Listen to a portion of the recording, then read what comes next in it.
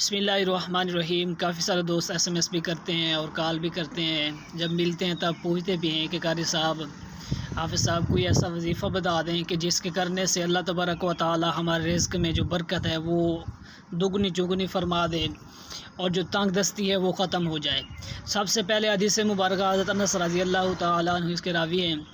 وہ فرماتے ہیں کہ نبی کریم صلی اللہ علیہ وآلہ وسلم نے ارشاد فرمایا کہ اگر تم چاہتے ہو کہ تمہارے رزق کے اندر تنگی جو ہے نا وہ ختم ہو جائے تو تم ایک دوسرے کے ساتھ صلح رحمی کرو، مطلب کہ جو آپ کے رشتہ دار ہیں، جس کے ساتھ آپ کا بول چال بند ہے، آپ کو اس کے ساتھ بولنا چالنا شروع کر دو،